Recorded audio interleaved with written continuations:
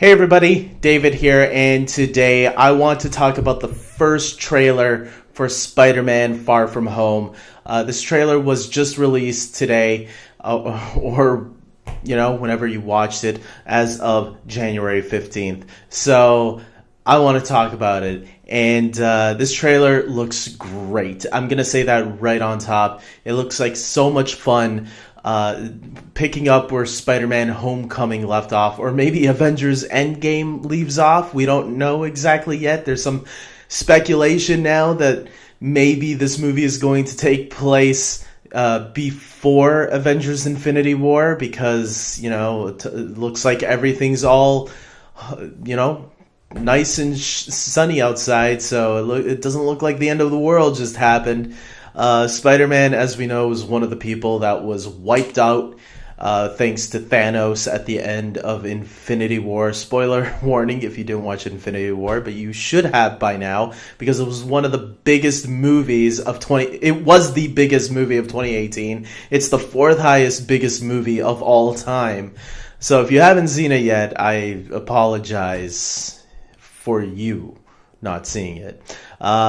That doesn't make sense. But anyways, look, let's start off right in the beginning of this trailer. We see Happy Hogan returning. We see Aunt May and Peter having a great relationship. Happy is flirting a little bit maybe with Aunt May, and Peter's like, what just happened? I thought that was funny. It made me laugh anyways. I thought it was cute that Peter doesn't know what the heck's going on between Happy and his aunt. It was already bad enough that Tony Stark had to be hitting on his aunt, and now Happy might actually be dating Aunt May. We'll wait and see on that, but it looks like, yeah. I love that, because Jon Favreau was so great in the last Spider-Man movie, Homecoming, that I think it's going to be great to have him as an addition to this movie again. Hopefully we get a little bit more of him, because I like the banter between him and Parker, him and Tom Holland. So that's going to be a lot of fun. Obviously, him and his friends are going on a school trip to Europe. I don't know about you guys, but I never got to go to Europe when I was in school. The closest thing we ever got to go to was like Quebec or Montreal. We had to pick between the two. And I think we went to Montreal, me and my class, in grade. That wasn't even in high school. That was in like grade 8, the year before high school, or grade 7, whatever. So yeah, we did a trip, I guess, similar to that, but not like on the other side of the world.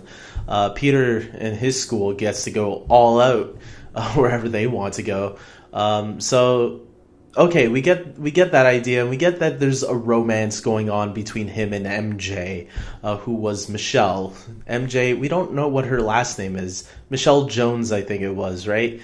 And so MJ was a nice little nod to Mary Jane, who is actually Peter's love interest in the comics. But that's fine. In this incarnation of the character, we've already had Mary Jane in another incarnation. In this version of Spider-Man, we get Michelle, who's nicknamed MJ to satisfy us in some capacity. And to me, I liked MJ in the first movie, so I'll like her here. I think she's great. Zendaya is awesome, and I did like their interaction in the first movie, even though we didn't get too much of her in the first movie. Obviously, I think this one will give us a little bit more of her this time around, especially since Liz is out of the picture. And then we also had Mysterio in this trailer. Very brief Mysterio. He comes at the very end. Looks like he's helping Peter, or at least that's what the illusion might seem. Mysterio's a villain that I've been wanting to see done in live action for a while now, ever since the Raimi trilogy ended.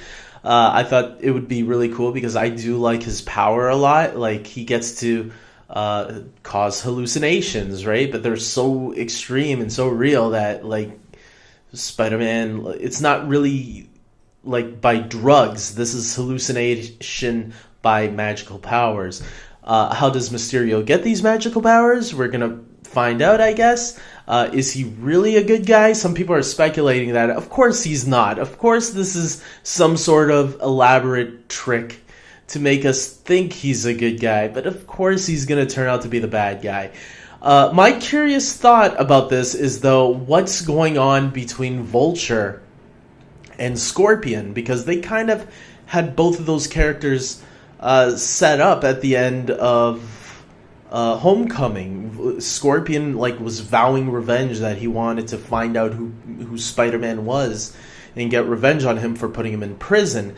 And then Vulture, I'm pretty sure we had confirmation that Michael Keaton was going to be returning in Far From Home, unless it's actually a small role.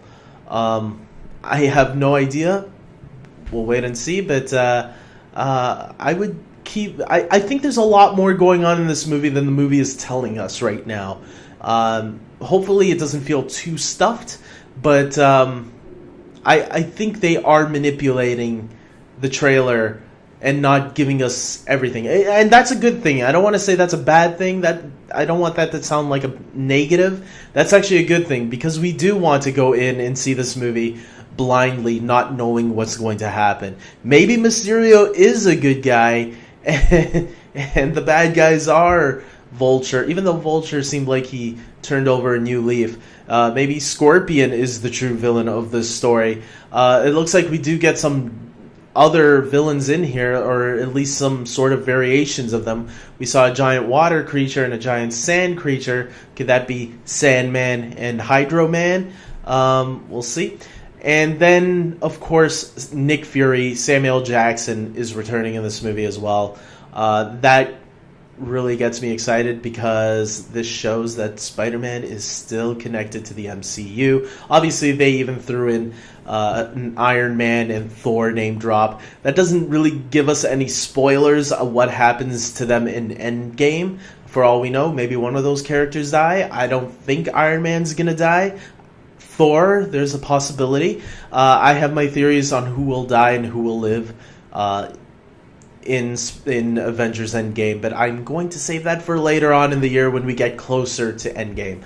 But for now, Nick Fury, seeing him in this trailer was really a nice treat, and I have a feeling to expect him to have a similar role to what Iron Man had in Homecoming. Iron Man didn't have a big role in Homecoming, and he didn't need to, because Iron Man was the supporting character. That was Spider-Man's movie. He needed to be the star of that film, and it was good that they didn't even get Iron Man involved in the final fight. I wouldn't mind if Nick Fury gets involved a little bit, because Nick Fury has always been a supporting character. So if he did help out Peter a little bit towards the end, I wouldn't mind that. But I think Peter's going to handle this just fine on his own. So if Nick Fury really isn't too much part of it at the end, that's fine.